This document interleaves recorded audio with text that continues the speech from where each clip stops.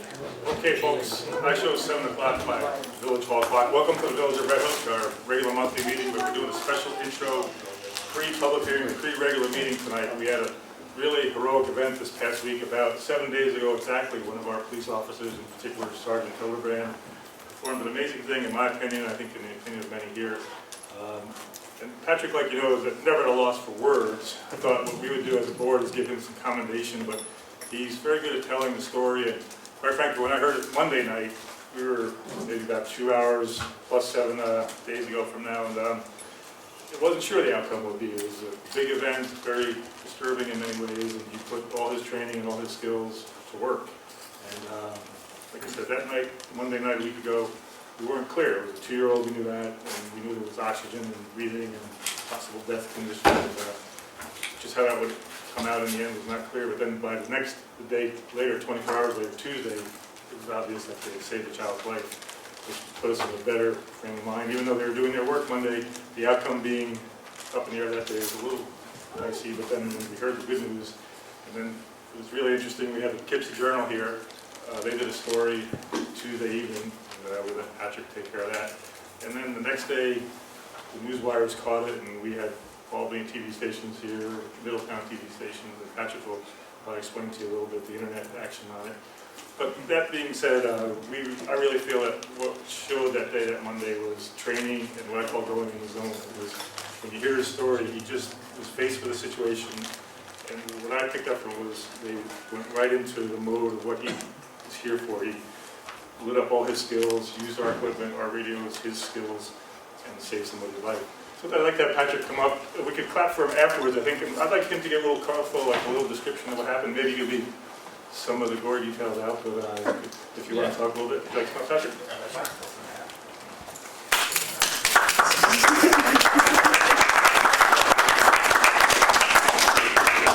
Okay. So, I told this story a few times, so I have a shorter version of it. Yeah, Monday during the day, coming northbound on South Broadway in the Village of Red Hook. I was up near Riff's Deli coming north. I just come back to the police department, we had a meeting. And a vehicle passed, I could see him from a distance, traveling at a high rate of speed, coming around the corner there by the sign shop. And he passed me at a high rate of speed. I turned on him, threw my emergency lights on. He instantly locked his brakes up, so we stopped right in front of Town Hall. At first, obviously, it's alarming. High rate of speed through the Village of Red Hook. 1:30 in the afternoon, a guy jumps out of his car. I don't know why he's jumping out. When he gets out, he has just about a 2-year-old baby in his arms that's lifeless, and he's just sprinting at me, yelling at me that his baby's not breathing. He thinks his baby's dead, my baby's not breathing. He runs, jumps in the car. I don't have to tell him to get in the car, he just dives right in. Before I leave, I obviously, my mind processes quickly, so it's either, what's my time frame, either stay here or go. So my first question quickly is, where are you coming from? And he said near Lasher Road. And I just took off because I know the time frame, because he didn't know CPR. He was doing a version of something, but I knew the CPR hadn't been properly being done. So I took off to the hospital, advised 911 that we were en route, so we had a 2-year-old unresponsive, unconscious, not breathing. Advised medical staff to meet me at the door. So I was at the hospital pretty quickly. While going to the hospital, I'm trying to instruct his dad, who's, he's a great guy. The guy it wasn't just about me, it was definitely a team effort. I couldn't have done it without him, and he couldn't have done it without me. So he's in the back, he has no CPR, he's just kind of like, you can picture it, it's very tense and loud in that car. I'm screaming at him, he's yelling at me, he's just screaming in his baby's face to wake up, please don't die. And so trying to instruct him how to do CPR, he was just not paying attention, he wasn't in the mindset. So I told him to hold the baby up to the cage, and in our cage there's a window that slides. So I can shut it or I can open it. It's always open in case we have somebody back there, I can see them through my rearview mirror. As I'm driving, I can see them, so I tell them hold the baby up to the window. I lean back, obviously myself having kids, when my own kids are asleep, I'm always checking them, And so I feel for his neck, I can't feel pulse as I'm driving. I'm checking a couple times, I'm digging pretty hard, I can't find it. So I tell him, as I press down, you press up. So it's, he's helping me. He's going with me at first, and nothing's happening. He can't go with me. So he's pressing against me so I can do the compression. So it works. So I do that all the way to the hospital. Every few seconds I would check his pulse again, keep doing compressions all the way to the hospital. And then I was there quickly, pulled into the hospital. I jumped out, and obviously in a police car, the guy's in the back, you can't get out from the back. So I jump out, open the door, grab the baby from him, keep doing CPR, the baby's still lifeless. I run to the ER, and we lay him on a triage table, and the doctor, forget his name right now, but he was great, throwing instructions out to his staff. It wasn't Xavier who was there. Wilson, yeah, it was Dr. Wilson who was on that day. And they went to put an air tube in, and the baby started crying. Knock on wood, the baby started crying. I hope Dr. Xavier is, was it perfect? No, it definitely was. It wasn't. If I could have had a hard surface sitting in the room, it'd be the ideal spot. But you have to, you work out with whatever cards you're dealt. And I was dealt those cards that day, and I did the best I could. And I've been here a long time. We do a lot of training here. I've also been a volunteer fireman for 17 years in the village of Tivoli. So just a little bit of everything. I've had emergencies like something like that before. Not as intense as that. So I did the best I could, and I'm happy it worked out. It was good. Whether the outcome was good or bad, it was an amazing story, but having a great outcome makes it even better. Like we said, the 2-year-old was running around the office, 3-4 days ago, and looked fine. It kind of, I was surprised how fast it spread. I hadn't said anything at first, and then someone in the town hall had seen the whole thing take place, and then some of my other friends caught wind of it, and it just started rolling, and it's everywhere now. And I've got emails from parents like, "There's no questions."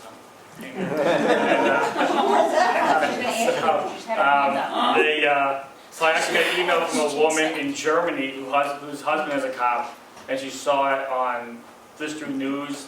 I found some old college friends that I lost contact with who lives in Alberta, Canada, and he saw he's a golf pro up there and saw it on TV station. So it's nice. I appreciate people reaching out, but our job here is to do the best we can for this community and keep people safe and help them with the skills that we have. Believe me, I love just doing that type of work, helping people all day long, and unfortunately, arrests come along with it. And but that type of work is what police department should be built on. Is we're here to help people, and all cops have the skills, and a lot of cops are put in the same situation thousands of times. And sometimes people catch wind of the story and it runs, and sometimes it doesn't. But everybody works hard. Fire departments, volunteers, paid. We all do it, and I'm just happy that I feel confident in my abilities to help somebody. So I'm glad he passed me. I was able to help him. I can honestly, that's our Patrick speaking right there. Like, it's really cool. Like, even on the TV, he wasn't so much talking about himself. It was like the brotherhood of the EMTs, the firemen, and the policemen. And that's what we see too. It's a training thing and a skill set. We have the right person in place, but then it all came together. And don't forget God Almighty. Well, a little bit of that too. But so what I had done was, on behalf of the village, myself and the village board, we drew up a commendation, and we invited the county executive, Mark Molinaro. Mark, do you want to come up and say a word?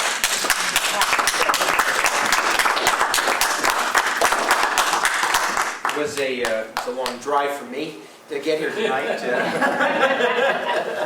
It was remarkably on time. I, like the mayor, expected Patrick to say pretty much what he said, and that is that it really, to be called a hero isn't necessarily what people in law enforcement consider themselves. They do their job and they do it well. I've known Patrick for his entire life, and he comes to his job here in the village of Red Hook, following in the footsteps of really generations of public servants. Both of his grandfathers, his father, and certainly his brother Mark have given back. His mother has contributed to both Tivoli and Red Hook as well. No Grandpa George pretty well, and I think Grandpa Angelo is definitely looking down at you. And he, I'm pretty sure, did not want another addition to heaven. God put you in the right place at the right time, and a family was kept together and life was saved. I sadly know what it's like to have your child ushered off to a hospital visit, and all I can tell you is that as a parent of a child who's had these episodes from time to time, we need people like you, Patrick, and we need all those others who serve in law enforcement and emergency response. Those folks who do this work in law enforcement are only as good as the training they get, so the village is to be commended. They're only as good as the tools they have, so the village is to be commended. I would note we're only as good as our friends and neighbors, which is why it's nice to have one of those adopted moms like Rose Zengen around. But they're also only as good as their passion and their courage. And for that, Patrick, you are to be commended. Your passion in this job, your courage to do the right thing, is admirable. So when the mayor asked me to come all the way down the street to join you in acknowledging this, it was easy for me. And I do say this not as county executive. I'd like to consider myself a friend, but really more importantly, as a guy who's watched you grow up, and as a resident of this village, and as a parent of a special needs child and a wonderful other son that you need cops on the beat. I can tell you that I'm quite happy and proud to live in the village of Red Hook, and to know that you're on guard. And for that, I'm joining the village in presenting you a proclamation. Now, I also want to tell you that Dutchess County is inviting you later this month, I think in a week or two. Dutchess County and the county legislature is going to pause at their board meeting this month to recognize you, so you'll get two of these from me, but this one specifically joining with the village of Red Hook, I'm really thrilled to present to you a commendation, a proclamation recognizing your heroic efforts, even if you don't want to call them heroic, your heroic efforts and the family that you kept whole and the child's life that you saved, and for that Dutchess County is deeply grateful.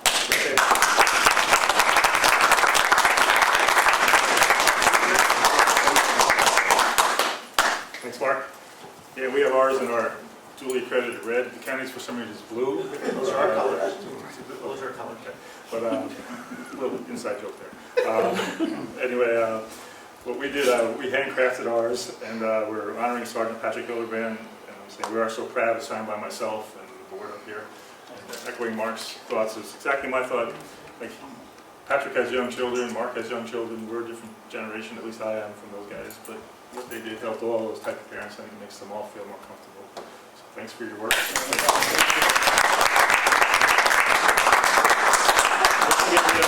read it real quick. I know Mark mentioned it, just to add to that so everybody knows, is when Mark said I've come from a long line, is, you know, my grandfather's a life member of the Red Hook Fire Company, father of the Tilley Fire Company, my grandfather of the Tilley Fire Company, my grandmother was a founding member of the rescue squad in Tilley Fire Company, CPR instructor for the Tilley Fire Company, so my brother's the fire chief of the fire company, so we've been in it for a little bit, so That's good. I appreciate it. We're consulting him, and we thank his family for being here too, of course. But the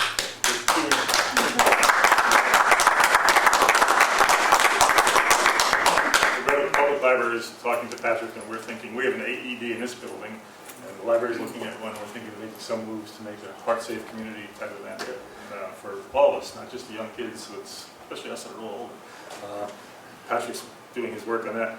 Maybe in tongue-in-cheek fashion. Usually Patrick stays for the Red Hook Police Department report. We would give you a dispensation tonight if you'd like to take your family and entertain them, whatever. I'll be able to read that myself if you want to go. Sounds good. Thanks, everybody. Thanks for coming. We'll move to our regular meeting.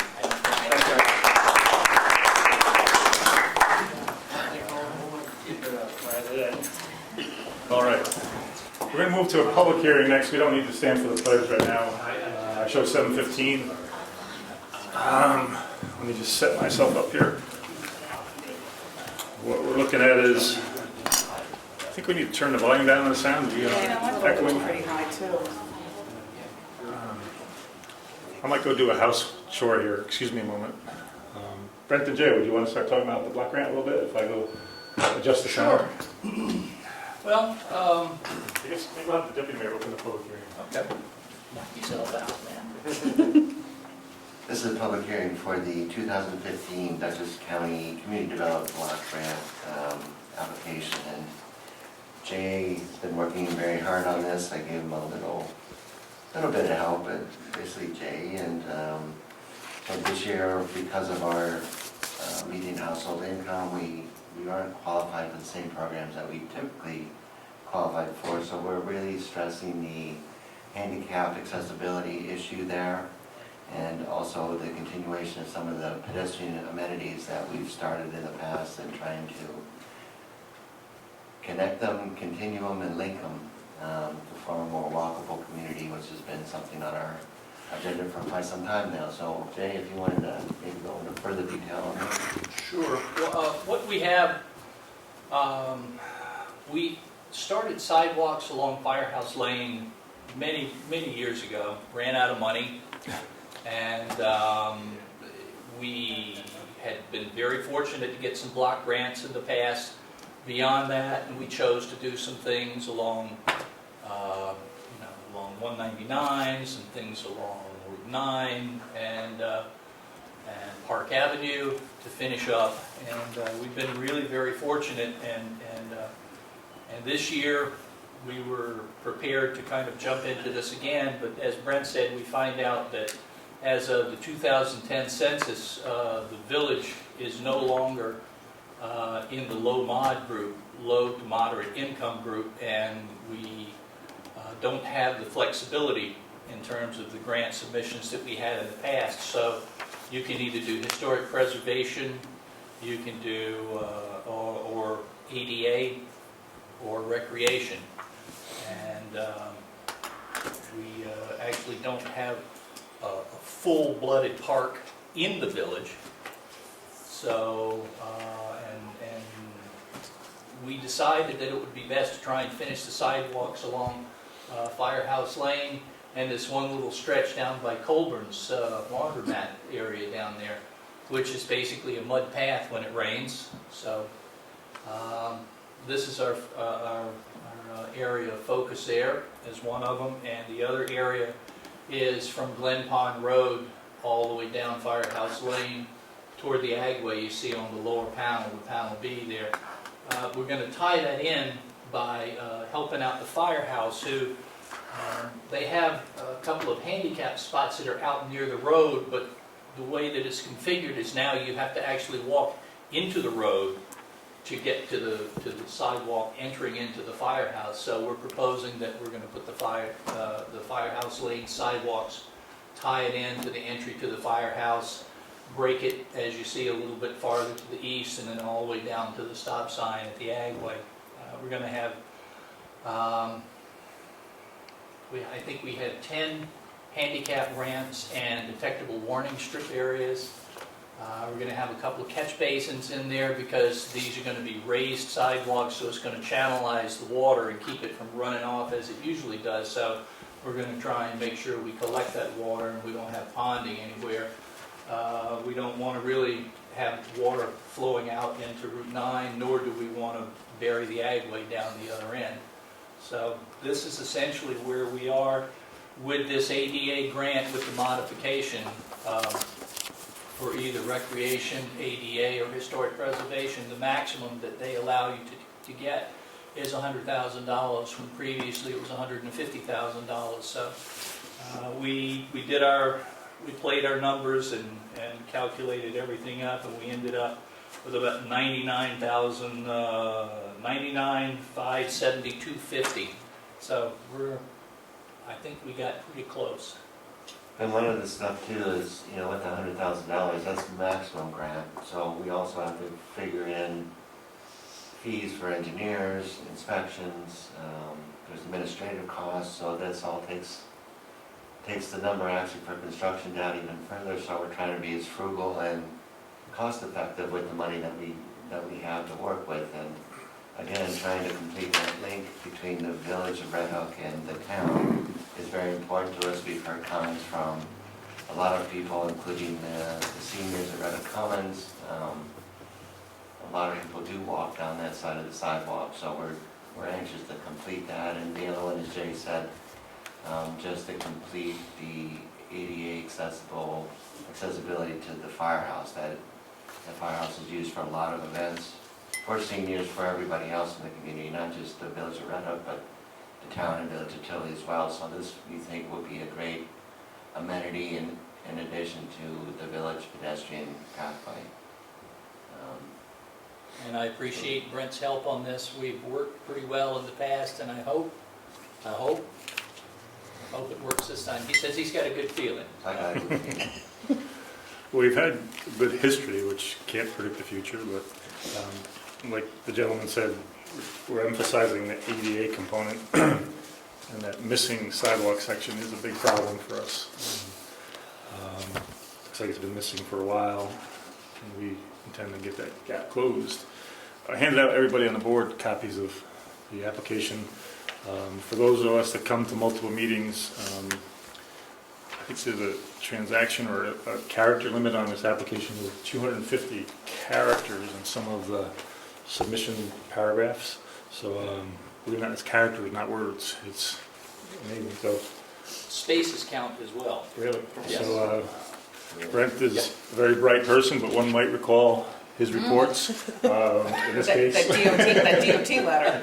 in this case, we held him to 250 characters per paragraph, which is interesting. But anyway, as Jay and Brent did most of the work on this, we all gave our input. We looked at different options to apply for the block grant again, and this seems like the consensus of the board. And we've noticed for this public hearing, by rule and by the way this program operates, we have to have a public hearing and take public comment.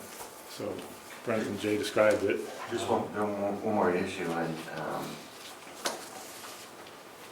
in the description too, we've also requested if there's funds available to put two more crosswalk signs in the middle of the center line of Route 9, and that would be at the two spots that don't have this. This is at the Fraley Street to the public library, ADA compliant crosswalk, and also the one from Red Hook Commons over to the Emporium. That's also ADA accessible, and we seem to think that, at least we've noticed here at the one, we do have a sign. It's a small portable sign that we can take up for plowing and things, but when the sign's closer down to pedestrian, or the driver's level, they can see it quicker and maybe respond in a more favorable way to pedestrian trying to make that those crosswalks. So that's also included as part of that. Yeah, good Thanks point. for reminding me. This does include signage, new signage at the firehouse, the ADA signage. Good.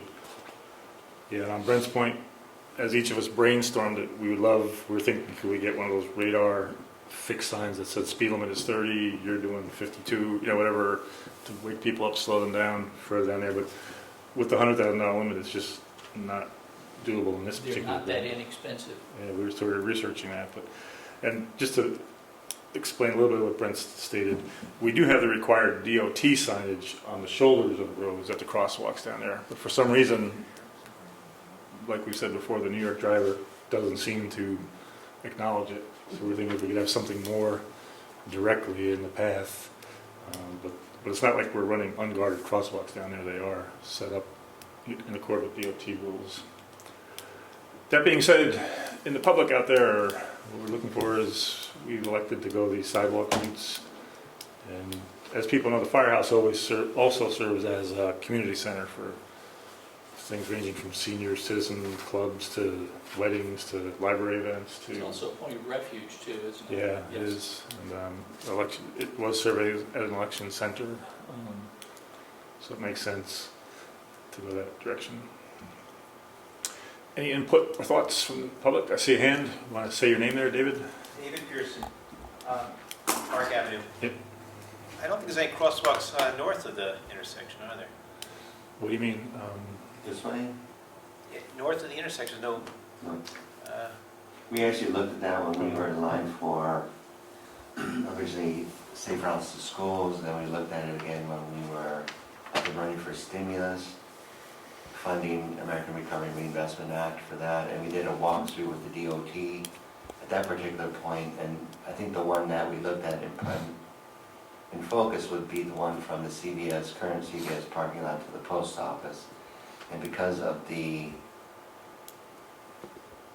great number of curb cuts that are happening on the east side of that, and then the catch basins that are near the post office, you know, any piece of curb that we had to work with from the east side wouldn't align with something on the west side.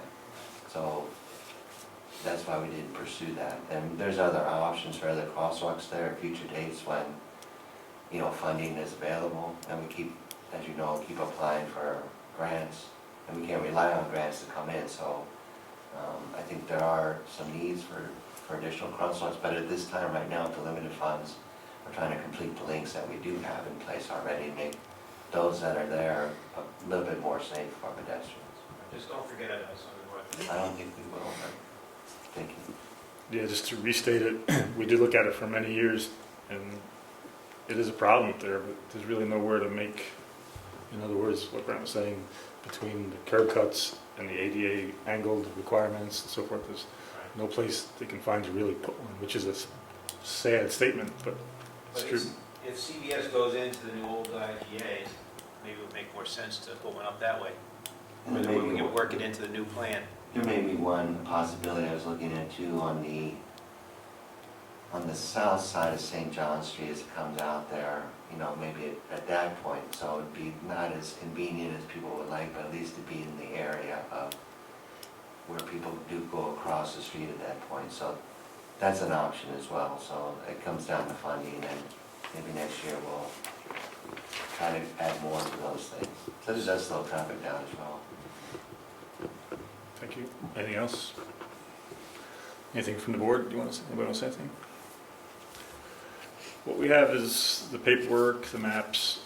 It gets bound together in our regular business agenda section. We'll actually take a vote on the resolution that the county planning wants from us to support the paperwork. So I would entertain a motion to close the public hearing. So moved. Is there a second? Second. All in favor? Aye. All right. I say we start at 7:30 on the regular meeting. Anybody want to get a glass of water or anything? Take a quick break for one?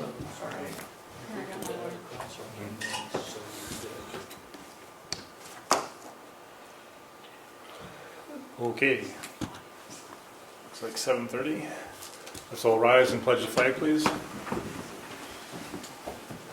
Pledge allegiance to the flag of the United States of America and to the republic for which it stands, one nation, under God, indivisible, with liberty and justice for all. Welcome, everybody. It's October 6th. Sounds like the summer has ended in Red Hook. We've had our hardscrabble day and moving into the darker fall nights and sweaters, and plaid shirts. But anyway, we had a couple interesting things earlier. We had a commendation to our police sergeant in a public hearing, but let's get into our regular business. In front of you and circulated was the minutes from September 8th and then a workshop. Yeah, sorry, I don't know, the print's a little small, guys, I'm sorry. And then September 18th workshop. I've had a chance to look through it, and does anybody else have any additions, alterations, or corrections? Hearing none, is there a motion to accept those minutes of both those meetings? Is there a second? Second. All in favor? Aye. Thank you. And let's see. We'll move to the dollars and cents side of it. Treasurer Cole, would you like to report?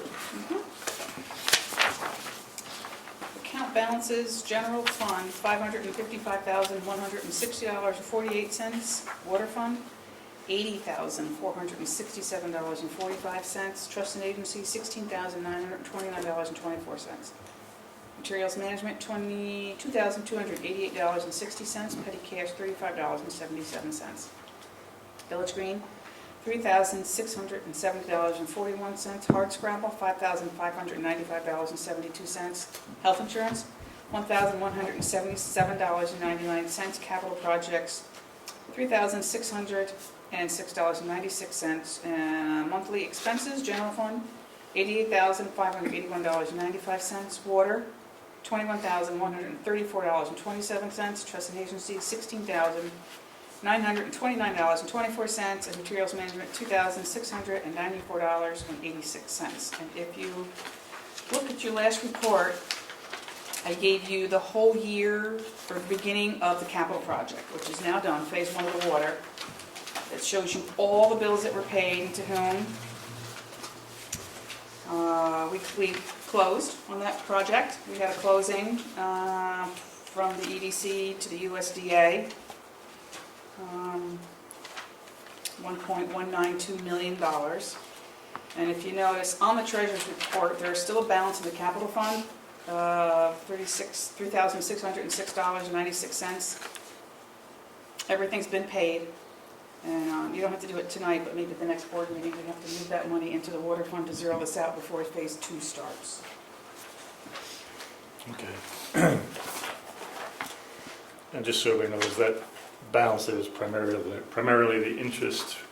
We made 2 interest payments to EFC, and that's reimbursing us for our first interest payment back 6 months ago or so. Good, thank you. 2 thoughts crossed my mind. As Cindy was reading in materials management, she said that, I think she said 22,000. We wish materials management had that kind of money. It's 2,200. Did I say 22? I think you did. That's just a The Freudian type, slip. the black and white says 2,288. And then the other thing, 2 thoughts. A while back, we passed that universal solar application. Remember in the planning and zoning? I was thinking that, I think that came with a $2,500 incentive. Have we seen that come in yet from NYSERDA? Have you applied for it? I think we have to check that because it was part of the parcel was to make the contractors more easily able to apply and install solar, but then there was part B, so. I think we were a pilot program, so we should get something. Yeah, so maybe tomorrow we can look and see on that. And I then, know, I didn't do it. but I was talking to NYSERDA, and coincidentally, in our zoning code, when we put some of that EV charging station wording, they're now incentivizing that with another $2,500, which we might be able to qualify for. So we should look into that. It would be $5,000 we could roust up. So, any comments or input on the treasury report? If not, I'll entertain a motion to accept it. So moved. Is there a second? Second. All in favor? Aye. Thank you. Let's see. I'll go next. Robert out there, I'll tell you what, when we go to the water report and talk about things water, since we have our engineer in the audience, we've got to get him off the time clock if we could. So, Steve, would you want to give your piece first? Sure. The water report for September. We treated 7,282,000 gallons of water for a daily average of 242,000. September of 2013 saw 7,247,000 treated for a daily average of 241,000. During the month of September, New York Rural Water Association visited the village to do a system-wide leak detection survey by listening for the sound of water running at the hydrants. 2 such hydrants were found to be running and will need to be replaced before the winter. Thank you. What were the hydrants? Location. One's in your neighborhood, somewhere in that neighborhood. Amherst, And The other one was on- I actually heard 3 today. Sisson, and There's Glen Ridge. Metzger, Glen Ridge, Cambridge, Amherst area, and Schism. So, actually, Dan was driving today to pick up the hydrants. So, and the one that So it's on Amherst? it's in that neighborhood. Dan told me. Do you have it written down there? I don't Yeah, Amherst is the street that goes around Power Street, right? no, No. it's over by Kent and That's in Redwood Estates. Okay. So there's another one we're chasing down by Tower Street. yeah, no, that wasn't on the list today, but it's yeah, there's 3, and the thinking is we'd like to get them done before the freeze and that part of it, because apparently it's not a repairable valve type repair. It's you have to change out the whole unit, and they're not inexpensive. They're $2,100 per hydrant for the materials, and then we'd have to do the excavation and set it and all that. Where was the other one? Amherst and, Citizens Circle.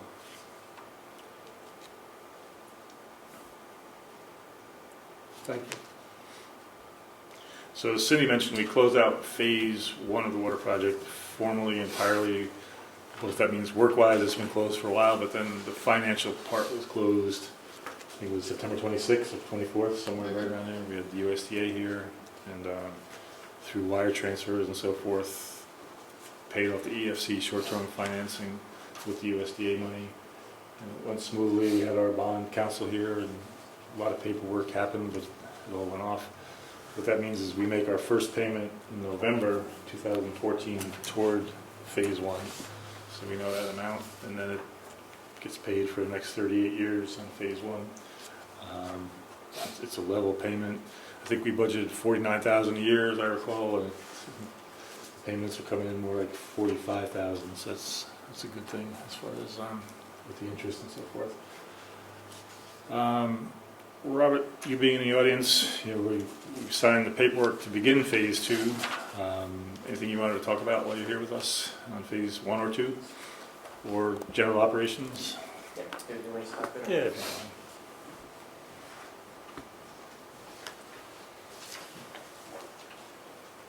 Just to give the board an update on some of the, obviously we've, phase one is in the books, as we said, completed under budget, which is great. So what we're doing right now with phase two is we got to straighten out the financing so the cash flow is there. We're doing that just like we did on phase one. So we've got the EFC application in. They have to go through their process of reviewing it. They have their legal, engineering, administrative part of it. We go through their review committees, boards, etc. It's a 2 or 3 month procedure, which means you should have, we're planning that you'll have cash at your disposal, similar to what you did in phase one, by the end of the year. So the December EFC board meeting will then allow you to have a closing with them. So that kind of is really what lets the dam go and everything can go full speed. So right now we're just kind of pre-precision ourselves so that we can get things done.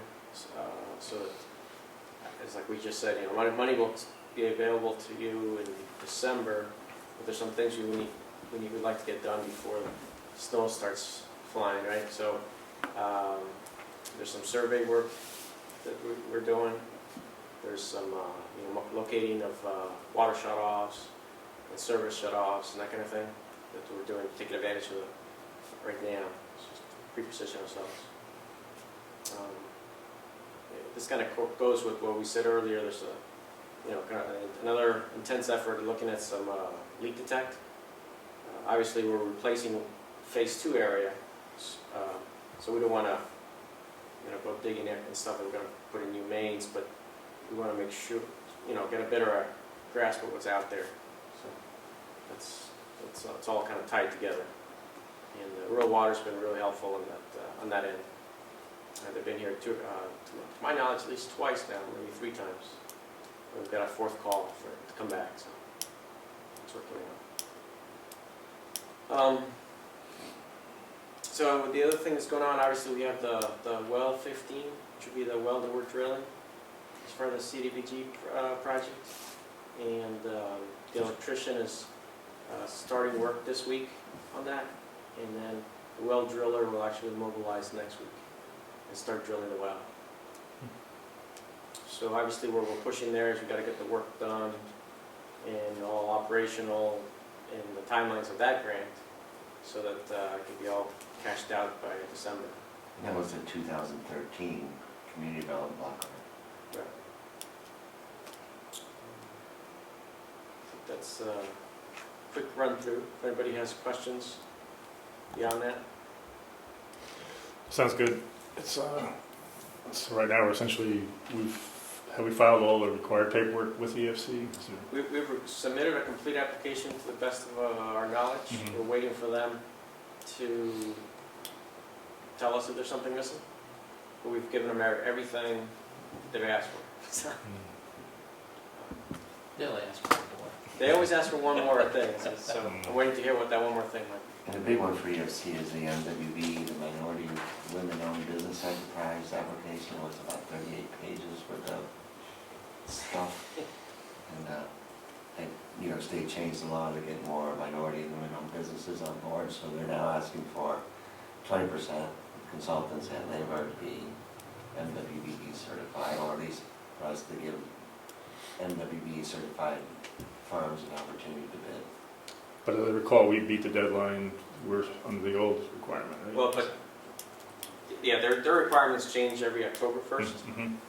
but even previous October 1st, which is part of our contract with the village, includes the 20% utilization. Oh, yeah. And that'll be the same for all the contracts. And it actually was the same for phase 1. Good. Any other You questions? said, when I was giving the report, they found another leak in the Tower Street area? When we were doing, or the village, and the highway department was doing some hydrant tests, or flushing this last week, some of the hydrants didn't, you open the hydrant, you expect gush of water, right? And there's a couple hydrants that didn't, trickles of water coming out of them.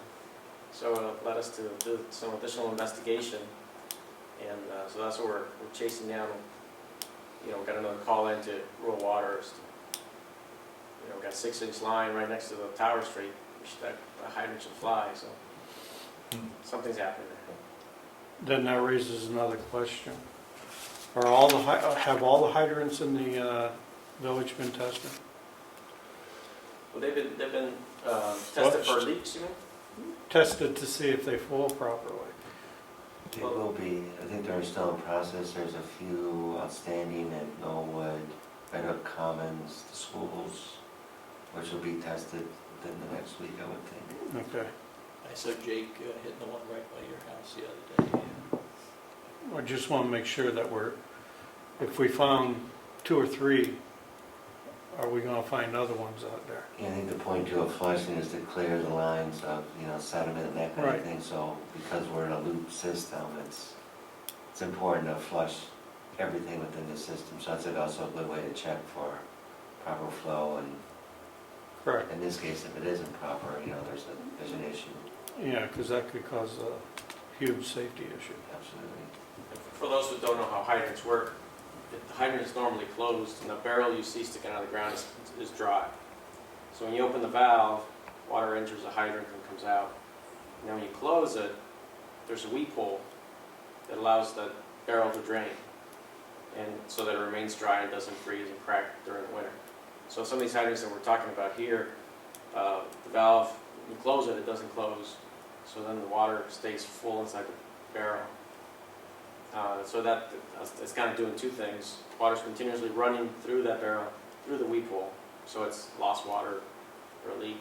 And plus, of course, in the winter it could freeze. And for one, you can't use a hydrant, and second, it could crack and damage. So it's a variation of a main break, we're losing water in a $2,100 item. It's $2,100 seems like pittance well, compared to safety issues. well, I'm not saying anything against that, but it's a shame in that there's no way to just repair the valve in the bottom, it sounds like. It's you got to change the whole column and the whole connection. Is that what you're saying? Yeah, I mean, sometimes you can, if you could isolate the hydrant, you could, pull the guts out, replace them. But sometimes that's not feasible, and sometimes even if you pull out the guts, the hydrant, there's more wrong with it than just the gasket. Okay. Anybody else? Thanks.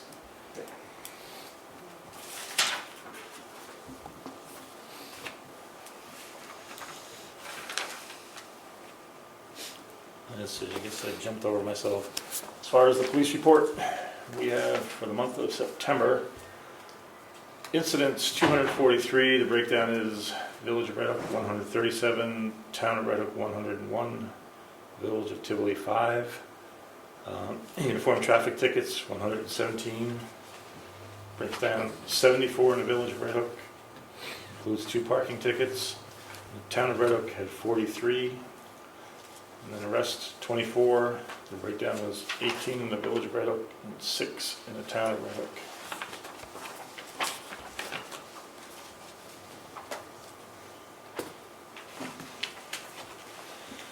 Looks like next we have Mr. Trustee Trapp. Are you ready? Yes, sir. I was born that way. Yes, indeed. For the month of September, our building department issued 9 building permits, no C of Os, 2 certificates of compliance, conducted 2 municipal searches, 3 orders to remedy, and no stop work orders. 1 court appearance ticket was issued, pending, I think, October 15th is that date. No fire inspections. Had a couple of complaints, some tractor trailers on the property for storage and an abandoned camper.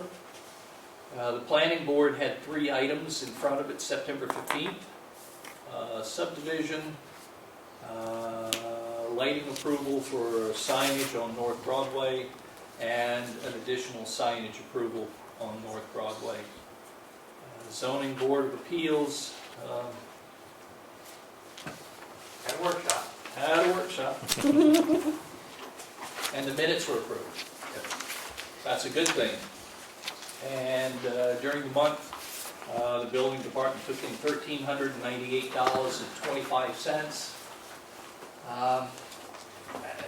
Of recent, I have an appreciation for Sam's job. It's a difficult job. You don't get much time to do it, and you have a good many things to do, and you have to be very accurate when you do so. Just appreciate him doing what he's doing out there. A couple of things that I'd like to say, and this is kind of going back to Hardscrabble Day. I'll be relatively brief. I don't know how many of you ended up there, and the whole day could not have asked for a better day. The weather was perfect. I don't know who was responsible. Toenails, Toenails. Mark Molinaro, whoever. But the day was perfect. There were a lot of people. The music all day was good. For those of you who came to see the Greg Raleigh Band, it was, for my money, probably the best presentation that the village has done that I appreciated. For me, it was like the songbook from my youth, you know, the Woodstock and all that sort of stuff, seeing those guys. And they were really nice guys. Had an opportunity to chat with them. They're real nice folks. On the downside, our security guys, we're usually pretty laid back. We had very little to do. We had a little activity this time, which was kind of interesting. Patrick helped us out, and as well as an off-duty officer from Hyde Park who happened to be involved. And he handled the situation quite handily, I think.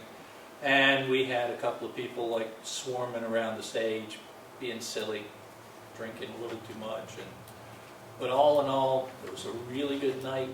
And I'd like to just give thanks to all the people that on the Hardscrabble Committee, up here, out there. You guys did a really nice job. It was very well done. Good selection, too. Thank you. That's all I've got to say. Thanks, Jay. All right, let's see. Looks like we could jump to Trustee Norris. Are you ready? Okay, I'll pick up the Hardscrabble Day baton Okay. and say, yes, it was pretty awesome. The weather was great. People seemed to be having a good time. We actually lucked out and had a special musical guest, John Hall, who had played at the second Hardscrabble Day that we had organized. I thought it was the first, but I had forgot we had done one at the firehouse. The very, very first, I think it was Slam Allen we had. Yeah, right. And then we decided the firehouse is not a good idea. So sort of our first, but our second. So John Hall came back and played, and it was just a great day. It's a lot of work, but then you just see everything that happens, and you just feel good about it. So a huge thank you to all our sponsors. There were also some individuals who contributed as well.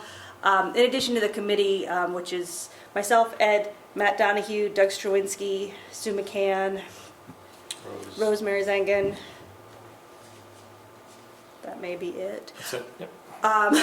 We had some help in the kids' Scrabble area because I can't be two places at once. So we had Jen Munn, Nicole Smaldone, Jesse Duffy, and Don Rossetti. So just want to thank them. And then in true form, I was starting to get emails about Village Halloween before Hard Scrabble Day had even happened. So it's like, please can I breathe for 2 seconds? But Village Halloween will be Saturday, October 26th from 12 to 2. We're going to tie it in. It's the last farmer's market? Yes. Okay, so we're going to tie it in with the last farmer's market. There'll be trick-or-treating throughout the village. There'll be a parade. There'll be pumpkin decorating, arts and crafts. Some of the local preschools will be on hand to help out with that. That's always a fun day. And then coming up is the Red Hook and the Chocolate Festival, which I don't know too much about, but I know it's Saturday, November 1st. I think I saw today the time is from 11 to 5. And my understanding is that it's going to be throughout the village with different tastings and vendors, and there's going to be music and a skateboard chocolate bomb race through the village. I don't know if you have anything to add. That's all I know. We got the same email. Okay. So As long as there's chocolate. there's chocolate. I mean, yeah, so I'm like, okay, I'm there. I don't know much else about it. But that event is being put on through the Red Hook Chamber of Commerce, so I'm assuming that you can get more information through that. If I could jump in. Please do. Kim Gomez is the administrative assistant for the chamber, and she's keeping us in the loop, but I've asked her to sit with us because we do need to give some logistical something, I think. It's got to be somehow using our facilities somewhere. The one partial concern is the skateboard run. I'm not sure where it is. Yeah. I mean, if we can do something to help them, we will, but we need a little more specific. Yeah. So maybe between you and I, we should reach out to Kim and talk to the chamber. Thank you. Okay. And then moving on to the fascinating subject of materials management. We actually had a really good month. We sold $3,764.50 at tags. We paid out $1,673.47. We had 15.22 tons of garbage and 7.94 tons of single-stream recycling. And that's all I have. Thank you.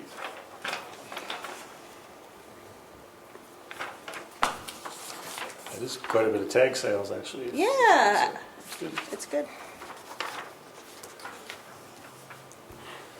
Let's see. Steve, did you have anything on facilities at all? We kind of be broken up into, we let you talk about water, but anything on your mind in facilities world? No. Okay. The roofing contractor said we were being put on the schedule, Yeah. and they were going to come over. Good. Looks like we've had everybody. It's time for Deputy Mayor Kowalchuk and his series of reports. Are you ready? I am, sir. Thanks. First one, the Village Green Committee. Current balances of the Village Green Committee's related budget accounts are as follows. Community beautification, we have $4,395. Shade tree contractual, we have $3,761.03. And Village Green checking account, $3,670.41. There are no Village Green committees held during the month of September. Our Tree Care LLC has completed pruning and removing designated street trees in September. Approximately 15 trees were pruned or removed at a cost of $4,850, and this will be deducted from the shade tree contractual expense budget line. Fall tree planting, this is our annual, we have 2 annual tree planting sessions, one in the spring, one in the fall. Fall one scheduled for Saturday, November 1st. Right before the Chocolate Festival, volunteers and Village Green members will meet at 9 a.m. at the Veterans Memorial Park. And residents interested in volunteering for this event can contact Brenda Cagle or myself. We also have a list of, I believe, 10 volunteers that we solicited from Bard College during volunteer fair there, so hopefully they'll come through. And I think we were out looking at tree sites last night, and we selected about 9 different sites, so we're still looking for trees will be ordered this week sometime. The Village Green Committee is currently seeking members to serve on the committee. So anyone interested in serving on the Village Green can contact the village clerk at 758-1081. 2 bench plaques were purchased and 2 additional bench plaque sales are pending. The 2 bench plaques, 23 still remain without dedication plaques. So village residents can purchase a plaque for $125. Proceeds go, the sale of the plaque will be deposited in the dedicated Village Green checking account and used to pay for the purchase and installation of the plaques and future village enhancement projects. And again, you can contact the village clerk's office for more information with that. There's a form that we request from people purchasing plaques, just so we have a record of what you want to say, and when I do order the plaques, then we get the spelling correct and everything. So that's going forward. The village highway department is currently still picking up lawn debris and brush every first and third Monday of the month. We're going to soon be slipping into leaf pickup. It seems like we're in foliage season now, and the leaves are dropping and by toward the end of the month, but we'll keep you up to date on that. So still with the lawn debris, we're still reminding residents to place the lawn debris and brush curbside before scheduled pickup dates. And please store the debris out of sight until the scheduled dates to prevent conflicts with other services and to keep the streets clean and free of windborne debris. And please limit the size of the brush piles to 6 foot by 6 foot by 6 foot, and this is determined by the limitations of our equipment. We're also asking that tree limbs and branches are no longer than 8 inches in diameter. And please do not include tree trunks and debris from tree maintenance performed by private contractors. That's their responsibility to remove it. American Underground Services completed catch basin and culvert cleaning on September 25th. And catch basin culverts at the Chocolate Factory, Reddick Village parking lot, Benner Road, and those scheduled for repair and replacement were cleaned. Most of those were out at Reddick Estates. Other locations scheduled to be cleaned were inspected and determined to be operational for at least another season. And we will review these and add them to our list for next year. The cost for this service will be deducted from the maintenance of streets, catch basin, culvert, sub-budget line.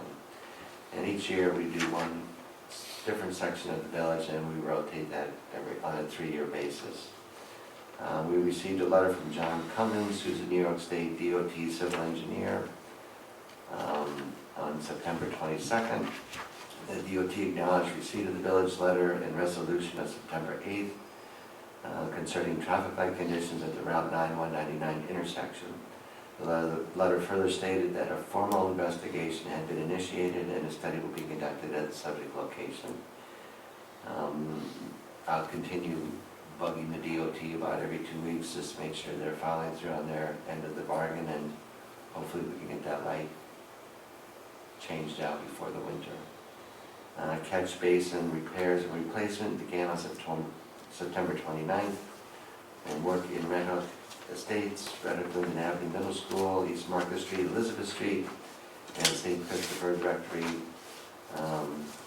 is anticipated to complete in late October, and we did have a complete list in our July 2014 monthly highway report.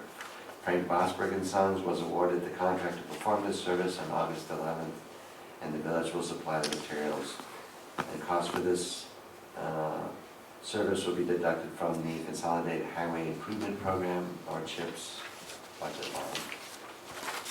And scrap metal was sold on July 14th and payment received on September 5th in the amount of $354.69. Total revenue generated for this fiscal year is $1,075.65.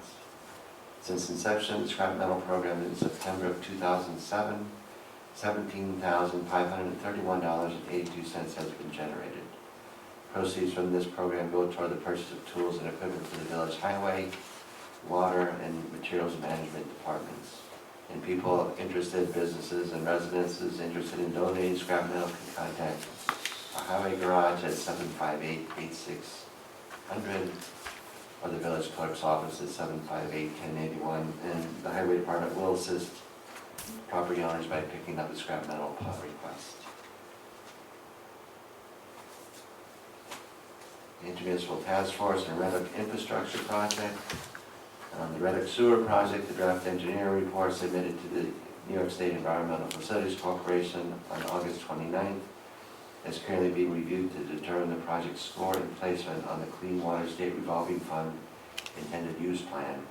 Scoring results determine the ranking and priority of a particular drinking water or clean water, which is sanitary sewer project proposals in New York State. Placement and ranking of a project determines the availability, type, and amount of capital funding that it may be eligible for. We're still revising the draft report, and we're preparing it to include additional data from the water quality study and additional economic development benefits and possible effects on the Hudson River estuary. We've touched briefly on the water projects, and I got a lot more detail, which I'm not going to go through in its entirety, but we do have it on record if anyone's interested. The village Phase 1 water project pre-closing for the USDA Rural Development Loan took place on September 22nd. The Reddit Village building, and there were a number of forms signed, and the biggest one, I guess, was the bond amount for $1,200,360. Final closing proceedings for the USDA loan took place on September 24th. I think Ed and myself and Cindy were all watching $1,200,360 come into the village, and then a blank left the village. We reimbursed New York State Environmental Facilities Corporation for the short-term financing plus interest, and that reimbursement was $1,192,657.06. And $4,450 was paid to the bond council, and $3,252.94 was deposited in the village water fund. Actually, said our capital fund will be transferred over to the water fund to reimburse previous New York State Environmental Facilities Corporation interest payments. The final project cost of $1,228,167.67 came in under budget by $41,632.33. So this is the second time we've been under budget on a federally funded project. And the breakdown is on the next page. So we did pretty good, I think. We can go down to budget in on time. The Red Hook. And yeah, I guess the scary part too is the payments will, as I mentioned previously, we'll start making payments on November 1st. So we'll be making 2 payments per year on the USDA loan, one on November 1st and May 1st. And this will go from the year 2014 to the year 2052. Red Hook Village Water Project Phase 2, a walk through the village's southwest quadrant, occurred on September 4th to examine existing conditions and review proposals for street restoration resulting from the installation of new water mains, fire hydrants, and connections. A certificate of no referendum, an affidavit of publication, and the estoppel notice were signed and delivered to the USDA on September 22nd. A bunch of other documents, certificate regarding debarment, an agreement between owner and engineer, certification as to the title of the project site, agreement with the auditors, and Phase 2 of the Red Hook Water Project will provide for the improvements to the village's water system, which include the water mains, connections, fire hydrants, street restoration, and the elevated tank. We'll replace the elevated tank with a new surface-mounted tank at the village well field on Firehouse Lane. And the estimated project cost of this is $3.8 million, which will be funded by the USDA loan at 3.25% interest rate for a 38-year term. The 2013 Community Development Block Grant that Robert briefly mentioned, an initial introductory pre-construction meeting was held on September 19th at the Red Hook Village building to discuss the scope of work and construction scheduling to drill, install, connect, and monitor new well number 15 at the village well field site. Trinity Construction won the award. Smith Wells, which is Trinity's sub, will be actually drilling the well, CT Mail, and the village attended a pre-construction meeting was held on the same day, September 9th, at the offices of the Dutchess County Department of Planning and Development. And we looked at the overview of the community development program, reviewed the contracts, notice to proceed construction and time frame, Davis-Bacon prevailing wage schedule, federal labor compliance, employee postings and payment procedures. And the preliminary work schedule is as follows: October 2nd, work has begun at the well field site. October 8th, we are supposed to be verifying the size and type of equipment necessary to accommodate the water supply and flow of the new well.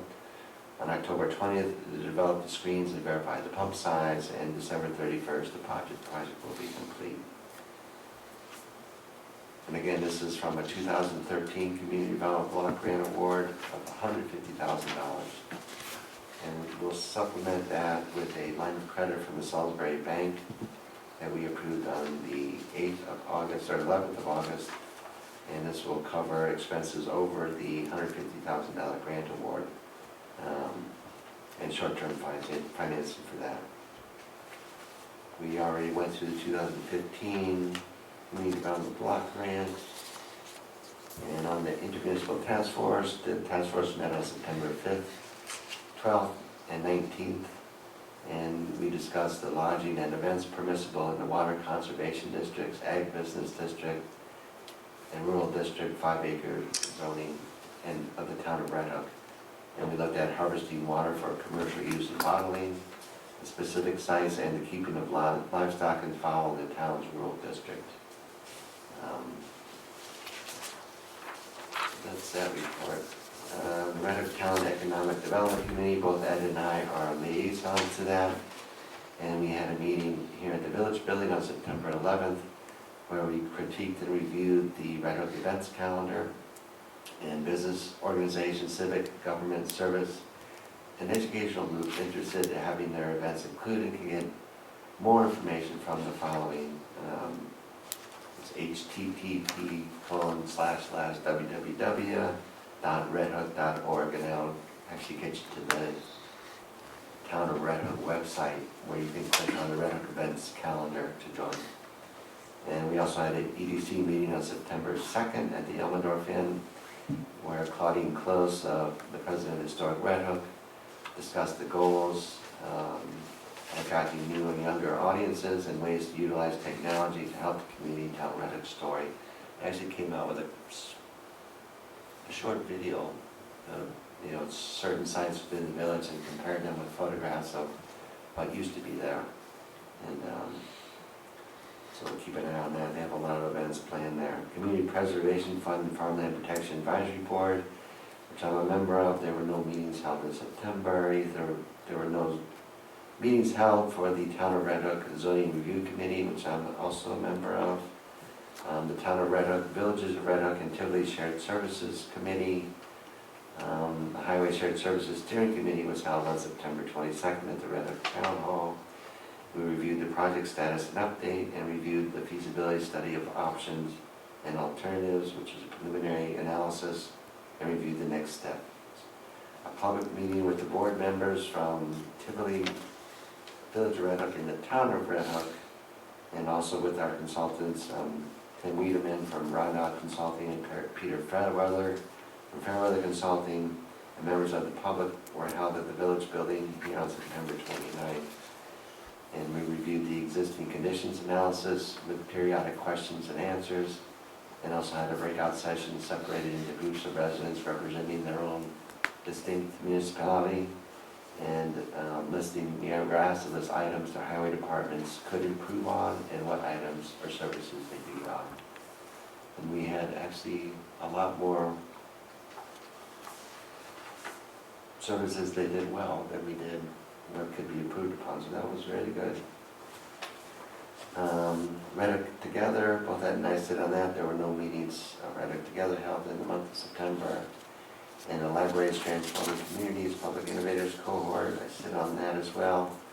The library, as you know, is currently conducting a series of exercises with Red Hook residents, civic groups, cultural organizations, and special interest groups. These exercises will continue over the next 12 months to help determine what kind of community people want to live in, and to listen to comments regarding what actions need to happen to foster a more engaged community. We've also been, almost every week, have a webinar with some of the other cohort throughout the country. And so in the Red Hook one, we've already been in contact with over 160 people. So we're still gathering information, and we're trying to get some narrative formed to share it with the different groups. And I think I'll spare you the rest of that, so that's all I have. Thank you, Brent. Maybe if you and I could just do a little interplay on the shared services a bit. Panda was here and taped the meeting, but I'm not sure if it's been shown on the TV station yet. Anybody know? Anybody seen it? What it was a publicly announced meeting where the consultants displayed and showed in some nice screenshots and study data formats where what the budgets of the various municipalities are at this point, meaning town of Red Hook, the village of Tivoli, the village of Red Hook, and trying to see where there might be some overlap or some things we could share better. The interesting thing to me, and I think for this board to think of, this study's not done yet, and what we said at this meeting was there's no preconceived outcome in mind. It's really truly a study to see what lends itself to saving each of us some money. They compared us to our sister municipalities in what's called the Northern Duchess Alliance, and the good part was each of the three munis actually outperform, meaning their average per capita cost or their average per mile cost is lower than the composite of the other communities in the NDA. But looking at it, like Brent said, we did two things. It's you look at what we perceive needs or weaknesses to be and what we perceive our strengths to be in the highway department, and the strengths far outweigh the weaknesses. My concern is always, okay, we are now sharing the town highway garage, which saves us a huge capital cost going down the road, because the two parts that are, we are a small village with just under 2,000 folks and a limited tax base, and capital costs are just very hard for us to incur. You can only, what struck me at that meeting was the divisor, meaning your population or your highway miles divided into a number, no matter what the size of the number is. If you have very few residents or small highway miles, you do get a higher per capita number, no matter whether it's by resident or by mile. And that's an eye-opener, and I think that's where we have to keep the study pushing was, are we just, from a capital perspective, even if you have a capital investment program where you're putting 10 grand aside a year for a truck, you need 10 to 15 years to buy a full-scale highway plow sanding rig. It's a big investment. So anyway, the study's not quite done, but I want to direct them, and I pushed the consultants after the meeting to head it more toward the capital side. And the key thing is I want them to show us, like we always say, village residents pay some town tax toward certain operations, and a lot of it is certain town operations, and that is directed primarily towards some of their highway capital costs and then some of their administrative staffing costs, which are two things we should look at. Hey, we're already paying for it, like the highway garage. What tools or what way can we also get a piece of that? If it proves to be efficient too, and I think that the nature of the study is to see, the check, because we operate our highway, and Tivoli does well with their DPW. We're a smaller scale, but we have different types of services that we provide that the town doesn't. So also union versus non-union. There's a lot of things that are still being discussed and looked at to try to get, they keep saying apples to apples comparison, but I think the more we get into it, the less apples to apples there are. So we're trying to see what we can do with all the costs. But the highway garage that we're sharing right now, we do pay for through the aid fund, as does the village of Tivoli. The aid fund is fees collected by every resident in the town of Red Hook, including the two villages. So it looks like we also pay for the town highway superintendent's salary and some of her staff's salary. So plus all the administrative staff at the town hall. So we're thinking, we run pretty lean and mean here. Our foreman is a job site worker too. He's not sitting in an office telling workers what to do. He's actually out there doing it, and so we try to push it toward that direction a little bit.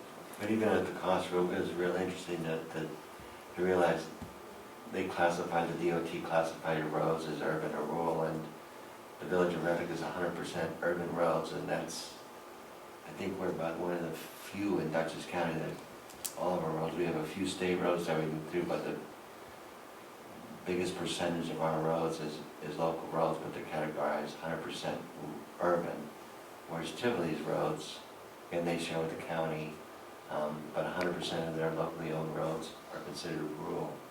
So that also adds into, cost per mile, and we're still doing a pretty good job as far as maintenance and snow removal and that kind of thing on a northern Dutchess average. As the weather gets colder, and it looks like we got through the department reports. Can I ask Brent a question? Sure. Brent, on your municipal task force? Yeah. What was the subject about harvesting water for commercial use, bottling? It's more of a town issue, but there's an operation going on in Tivoli right now that does harvest spring water. It's not from the aquifer, but from a spring. And then there's an application to increase the amount that they draw from that. So there's a bunch of studies that are being done right now, and that's really not a zoning issue, but more of we'll take more review from that.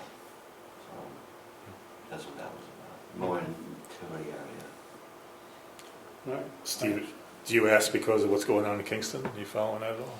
It's, I've been noticing something, the old, it's called Tech City now, the IBM plant area. There's Niagara Bottling wants to come in. Oh, yeah. They want But that's the group. to take it, I guess, actually. a million, pardon me? That's the group In Tivoli too? that they're trying to get the water. In Tivoli? So they collect from different sources. But Because I was reading a few pieces about the Ulster County one. They're talking about millions and millions of gallons a day in consumption, and they're going to build the plastic bottles there and have trucks every 10 minutes coming onto Route 209. And the question for the city of Kingston is, it's a revenue stream to sell their water, but then it goes to, do they have the capacity? It's just the age-old question that we face here too. But, and we're looking at, I think primarily from our point of view, is concerned more of the village of Red Hook, but we have our water from the Saltkill watershed. So it's important that whatever we take out, we put back in to replenish the watershed. So this is not part of the aquifer system. This is a separate spring. And again, it requires more. Where's the spring located? I'm not exactly sure where it's located, but it's being used right now as for a commercial operation, mostly for filling swimming pools. But not in the village. Okay, let's move to regular business. I guess what we could do on the block, we'll go to the bullet for block grant resolution. Like we said earlier in the public hearing, we've got everything lined up to go. We've hit the application, we've I hit, don't even have it. pardon me? Pardon? Did you hand a copy out, or you're just gonna read it Yeah, from there? I think I made copies for everything. It's a short and sweet one. I'll read it out loud. I made copies. It's an appendix to the application. A resolution authorizing the submission of the 2015 Dutchess County Community Development Block Grant Program application. So, project on the application, did you guys give it a name on the paperwork there, Jay? Yes. Just keep it consistent. ADA pedestrian connection. ADA pedestrian connection completion. Okay. I was feeling alliterative that day. Okay. And then there's a blank for whereas the town, village, city, so we'd be the village of Red Hook, is participating in the Dutchess County Community Development Consortium for fiscal year 2015, and whereas input from citizens and groups has been received and considered, and whereas an application has been prepared which addresses our community concerns, now therefore it be resolved that the Dutchess County Community Development Consortium fiscal year 2015 application for the Village of Red Hook, including the certifications included therein by and hereby is approved. Be it further resolved that the submission of said application to the Dutchess County Department of Planning and Development be and hereby is authorized. There's a section for motion made by, seconded by, and signed by me when we take our steps. Just so we all know, the deadline we're working up against is October 17th. So we've got the paperwork, we've got the different things ready to go. It is to be submitted digitally Would you be able to do that for us from That's why I gave you guys the thumb drive? Did you give it back? I did. Okay, I'll give it to you. That's Okay. why I loaded it all on there so So that fill in the blanks on the thumb drive and then ship it to you? you will have to, I suppose, this will have to be scanned. Mhm. The minutes of the public hearing will have to be scanned. The publication in the paper will have to be scanned and Mhm. included in the email that goes down to, I believe, So- Ann. So if we scan that and send it to you, could you compile it, or would it be?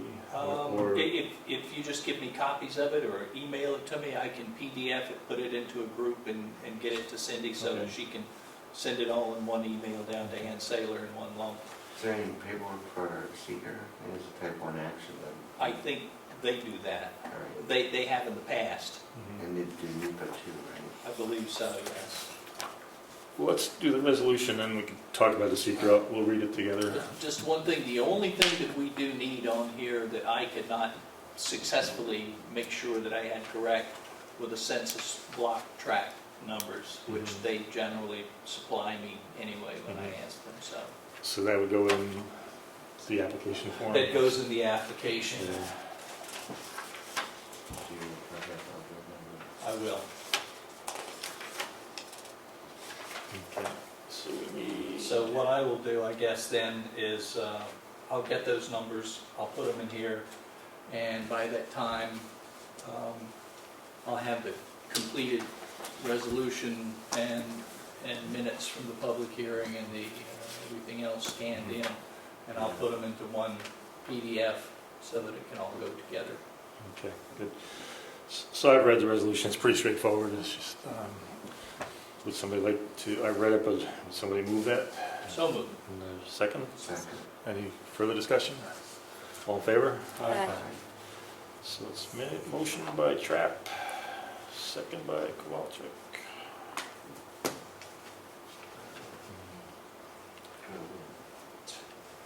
On Brent's question, Jay and I talked about it a little bit, but maybe just to be sure while we're all in one place at one point, on the acronym world of we deal with here. Let me just find the page here. They talk about how they do NEPA, and then, let's see, environmental reviews. Excuse me. If I could read this out loud for just an input. The county must conduct an environmental review under NEPA, and the municipality must ensure compliance with the New York State Environmental Quality Review Act, (SEQR). Projects may not begin construction until the environmental review is complete. Keep the environmental timeframe in mind when developing the project schedule. Projects will be classified into one of the following categories. It talks about exempt. Those look like studies and things where you're not building anything, I guess. Categorically excluded. That's NEPA categorical exclusion, yeah. And then there's environmental assessment. That's where there's a potential for significant environmental impact. The wording there for all of us to think of, the county must conduct a NEPA, and this is, and the muni must ensure compliance with SEQR. So it sounds like in this directive they're talking about putting that on our shoulders. Now I know in the past we've heard they do SEQR. They do SEQR, we have to make sure that we comply. Okay, so They're the lead agent, that's why they do NEPA too. NEPA's for the housing and urban development, housing and urban development. So for us to ensure compliance, we would say it's a type 1 action and it's just sidewalk construction. Is there anything you could recommend down there? It's, I mean, the way I understand it is they will fill out the SEQR form and they will determine that there are or are not impacts, probably not. And what we have to do is make sure that there are no impacts if they say there will be none. That's how, that means we comply. And I believe it's a type 1 action probably because it's within 500 feet of a municipal boundary and it butts a state or county road, so it kind of jumps into type 1 action. Okay, so we'll agree that we don't have to go through a seeker process right now? No, that's not us, no. Okay, good. Okay, so we voted on that to, so there's a couple little housekeeping things to do, and we'll get that done.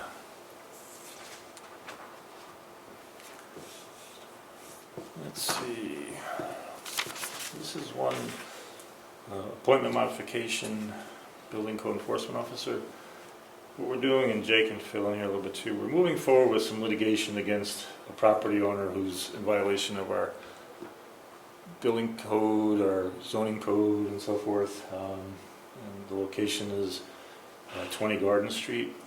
And what this means is we're going to be bringing the person to court to address the problems after many attempts to have them addressed on different levels.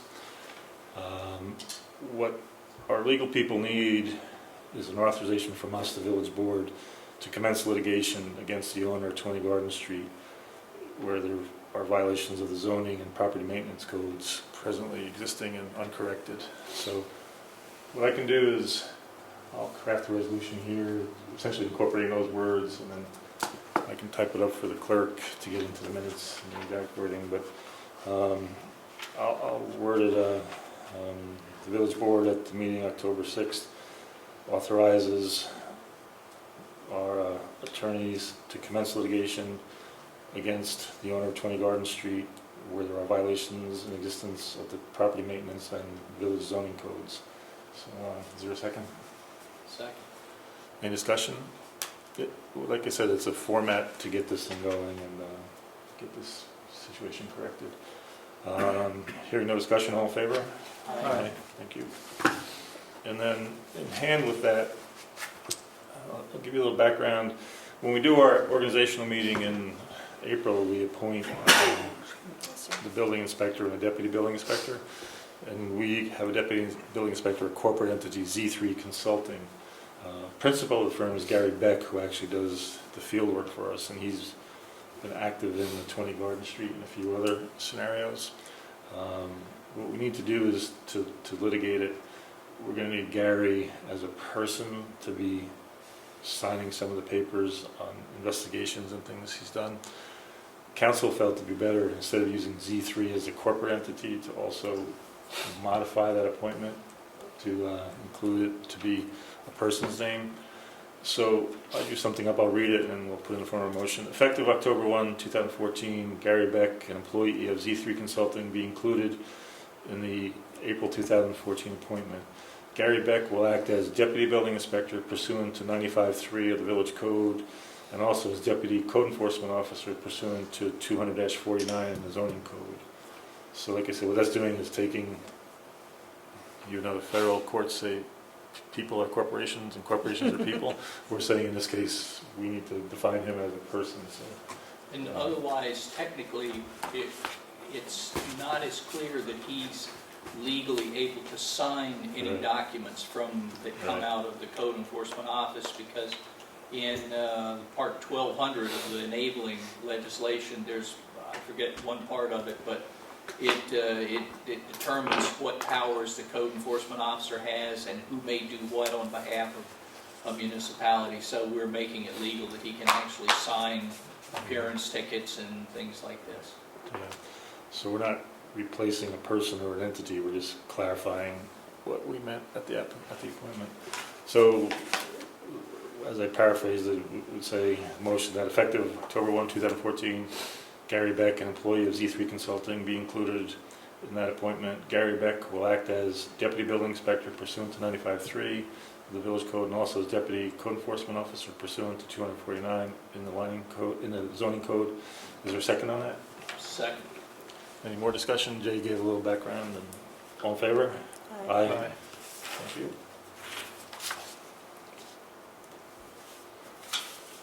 Then I had on my list executive session, but I thought two things. One thing I thought rather good came up. If you guys can think of another acronym, it's the AUD, the Annual Update Document that we send to the New York State Controller's Office. Each May 31st our fiscal year ending point, we have 60 days to file it. We got a 60-day extension, and that ended September 30th, and we've got it filed.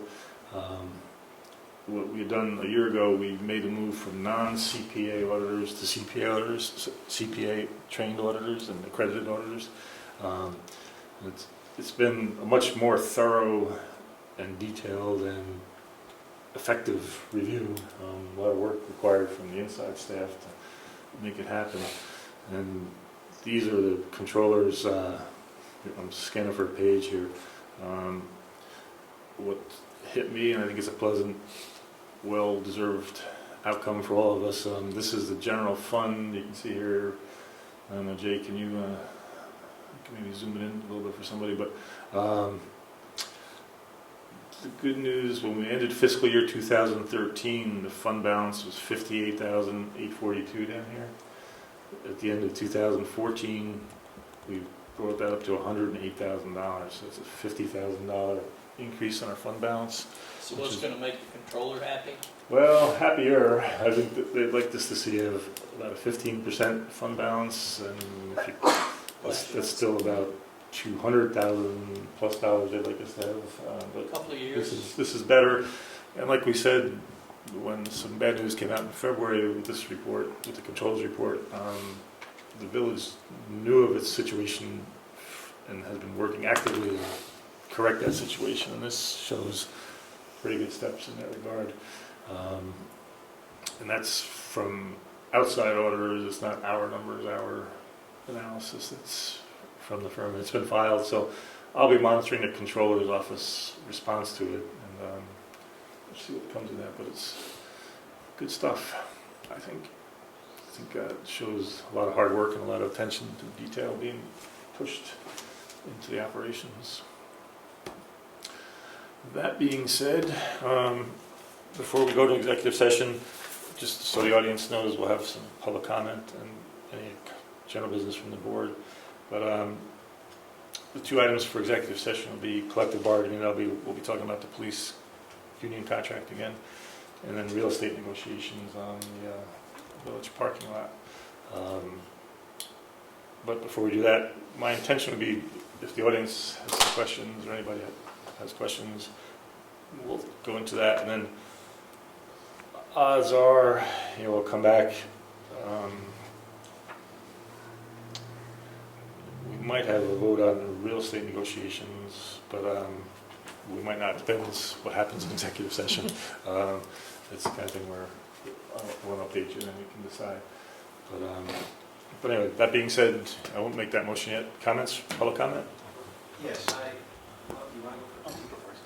I read in the paper recently that Rhinebeck has changed in policy, and they're going to require that homeowners take part of the cost, half the cost of tree removal that's within the right-of-way, but still in their property. I'm not sure exactly how that works, but I wanted to make sure that you're thinking about that for the village of Red Hook. We saw it too, and it caught our interest because it's something we're a tree city. And when you say thinking about it, are you promoting the concept, or? I'm promoting the concept for saving money, Mhm.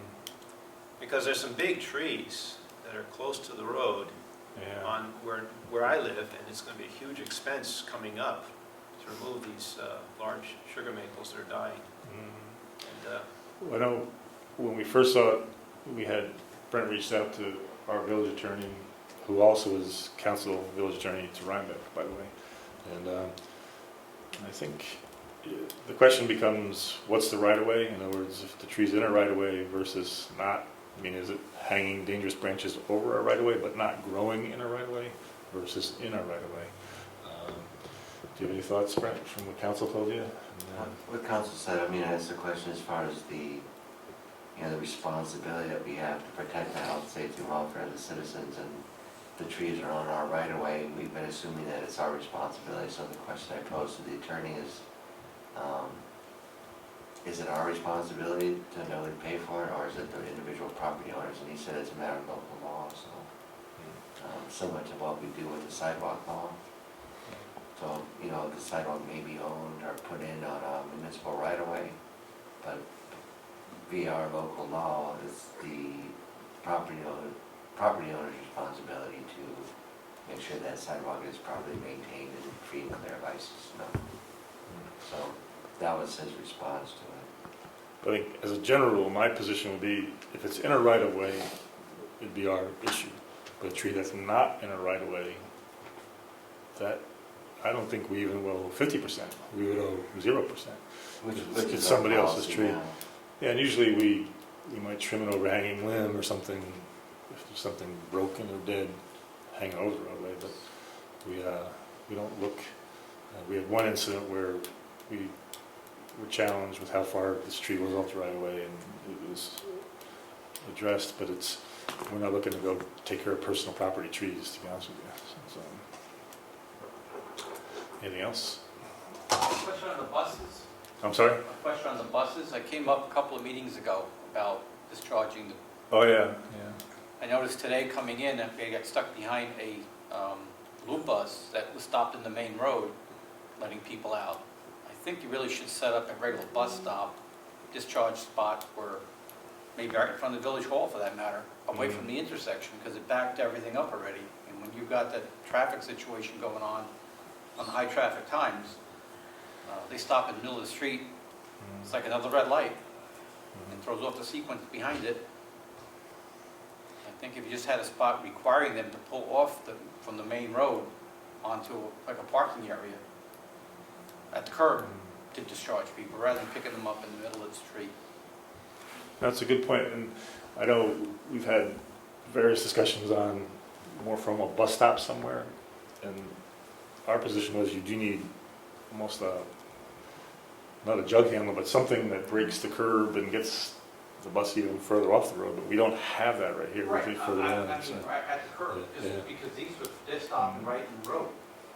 You're not, there's cars there because you got restaurants there. Yeah. You know, so unless you open up the spot just before the street here, create a bus stop there, I think one block up further, right in front of the village hall, Yeah. just, you know, some kind of enforcement. And you have to get something from I'm sure the state too, because it's on Route 9. But it's just pulling them to the curb, that's all, just to get them out of the main road, so we don't back it up any further than it is now. And that could be for BART and for the loop bus. That's a good point, because I have seen them come to the curb, but then if they're blocked, they can't get to the curb, so they're stopping. Yeah, if At there's least the- nothing at there, least they the try loop to get bus. over, but, you know, on a busy night, or a busy, around 3, 4 o'clock, they might not be able to do it, so. We'll take that. I think the BART should turn down, but the loop bus can't, so he's got to have somewhere to pull in. Just to add to that, and last week, can't remember, early, mid, but I came through town and it was evening, 5 o'clock, and the BART bus did one of theirs. They stopped in the lane. It caused the whole gridlock right up, because people pulled into the intersection. They blocked the grid. Nothing could move until the BART bus moved. All traffic came to a stop. Don't they normally pull into the parking lot and Yeah, do that? normally. Why have they not What, been doing that? if they bring the big loop bus in, they have a tendency not to pull into the parking lot. Well, it's, Plus, I think, something's changed the past 10 Plus- days or something out there. plus I also think that the police car sitting out here might add to it. I think the larger bus is sort of a double-edged sword as well, because they don't make it around the corner very easily, so they stop out there, and they generally drop like 20%, 30% more kids at one shot. And they tend to run across the streets, you know, walk against the lights and things. I'm saying it because I experienced it earlier, and it's, you know, you really need to pay attention, you know, because the kids are going all over the place, and it could be a hazard, you know, that's my concern. We have a contact with BART Transportation, and I did reach out to him when Steve mentioned something, but we haven't been able to speak directly since that was a week or so, 2 weeks ago, whenever I think you communicated something. All right. Yeah, we could look at that. I have one question. Yeah. I know it's not our problem, but the bridge on Linden Avenue, Oh, yeah. are they doing anything with that? You know, I haven't heard anything formally. It's still got the signs, 3-ton limit, whatever it is, and, You know, I see emergency vehicles having to turn around and go up Park Avenue, go back around, fire Yeah. trucks and such, because they're not using it because of the weight limit. yeah. It's becoming a hazard, it's been going on for 2 years now. How long is it? Because I'm trying to picture when it first, it was way after the hurricane, right? When it got damaged in the hurricane? No, I think it started before that, all the bridges are pretty much collapsing anyway, but I seem to remember too, watching the Panda broadcast of the Tivoli Village Board meeting, the bridge going over across there that was a county. Yeah, bridge. right, That yeah. has been slated to be repaired for years now, right? Mhm. right, but that road's open yet. It's still open, but This one is basically closed for trucks, buses. there's a weight limitation on it.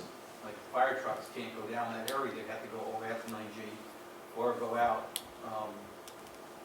further north, Mill Road, come back in.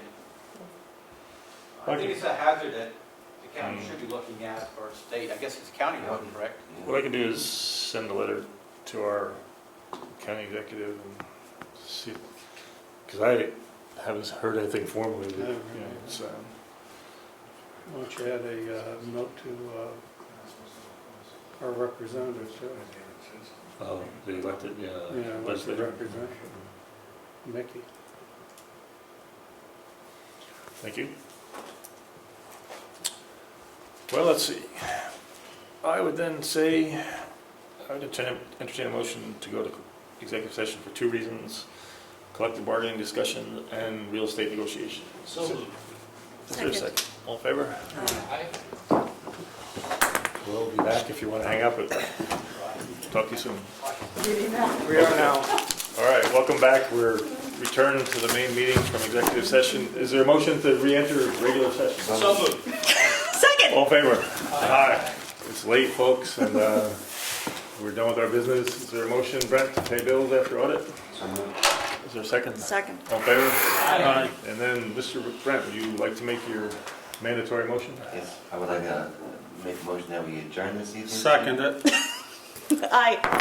Aye. Aye. Good night, everybody.